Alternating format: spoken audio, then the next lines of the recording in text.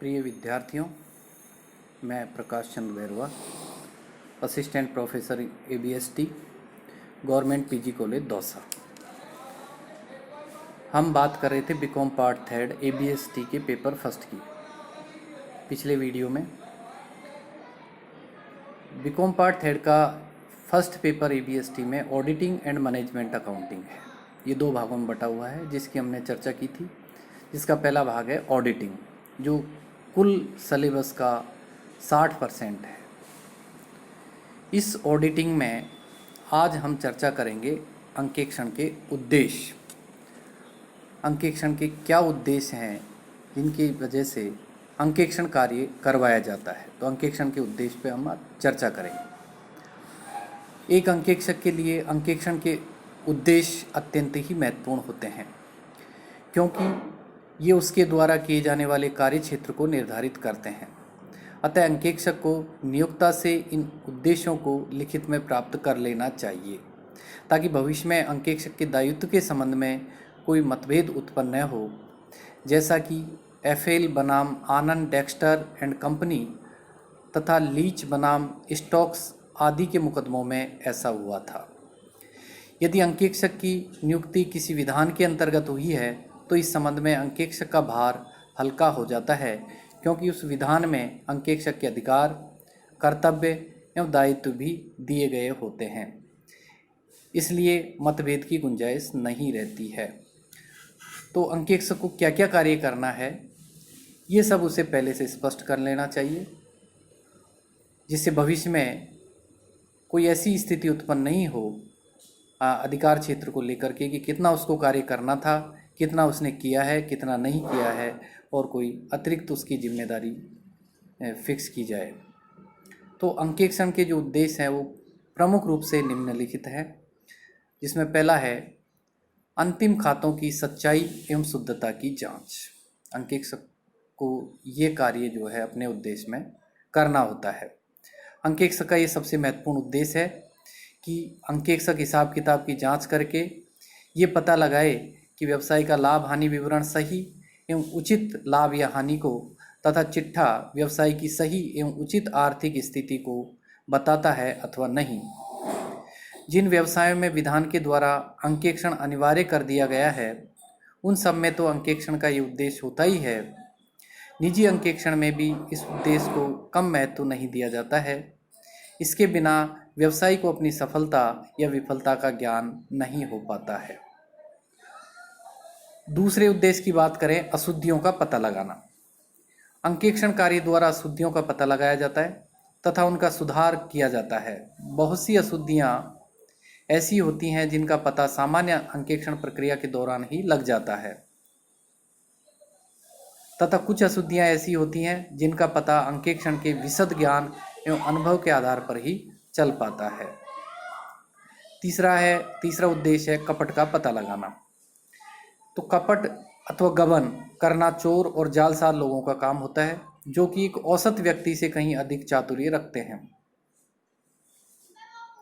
इसलिए कपट एवं गबन को ढूंढ निकाल लेना कोई सहज कार्य नहीं होता है। फिर भी इसे अंकेक्षण का एक महत्वपूर्ण उद्देश्य समझा जाता है।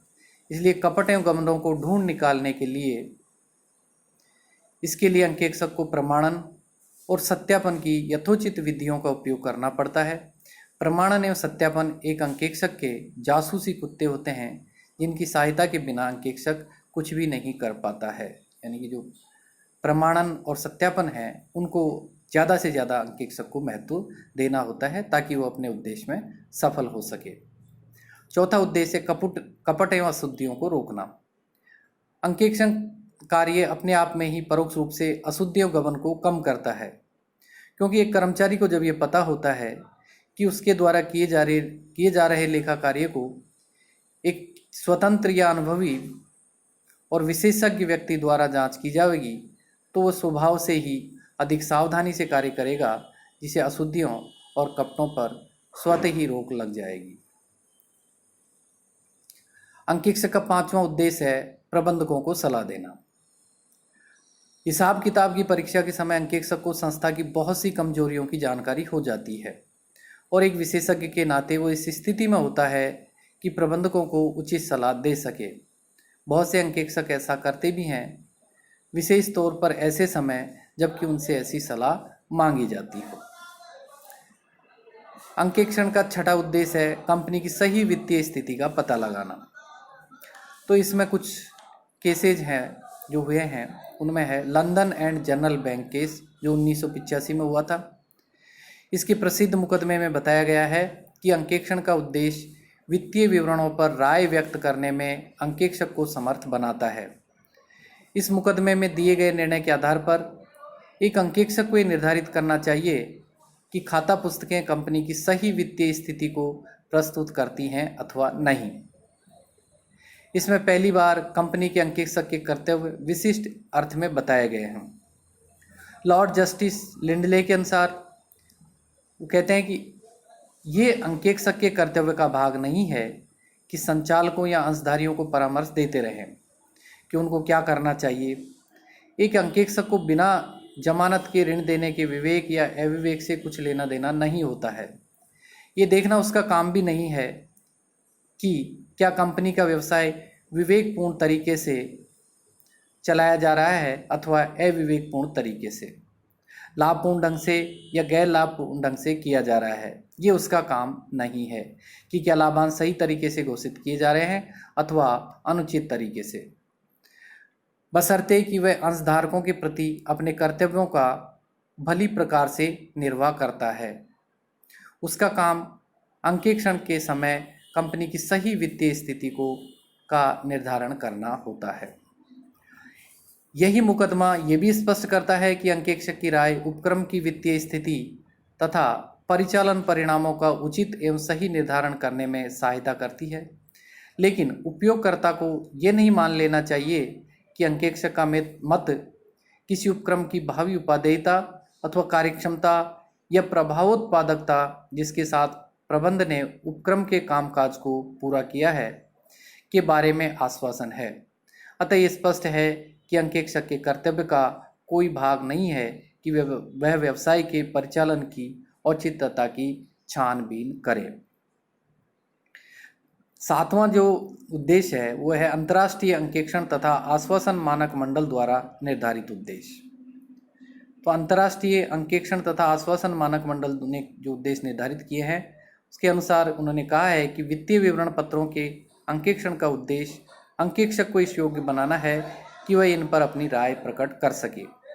अंकेक्षक की राय वित्तीय विवरण पत्रों की भावी सुदृढ़ता तथा प्रबंधकों की कुशलता के आश्वासन के रूप में नहीं माना जाना चाहिए। इस प्रकार ये स्पष्ट है कि आधुनिक समय में अंकेक्षण का सर्वाधिक महत्वपूर्ण उद्देश्य वित्तीय विवरण पत्रों के संबंध में अंकेक्षक द्वारा अपनी राय प्रकट करना ही है, और ऐसी राय वो आसानी से प्रकट भी कर देता है क्योंकि जब वो व्यवसाय की लेखा पुस्तकों की लंबे समय तक जांच करता है, बारीकी से जांच करता है और वो एक विशेषज्ञ होता है, तो उसको उस संस्था की, उस कंपनी की कई बारीकियों की, कई कमजोरियों की उसे जानकारी होती है और इसके संबंध में वो प्रबंधकों को आवश्यक सलाह भी या उचित सलाह भी दे सकता है। तो इस प्रकार ये अंकेक्षण के प्रमुख उद्देश्य हैं। धन्यवाद। इसके साथ साथ इनके जो नोट्स हैं, ई कंटेंट, वो भी मैं साथ में डाल देता हूँ, उनको भी आप अध्ययन करें। धन्यवाद।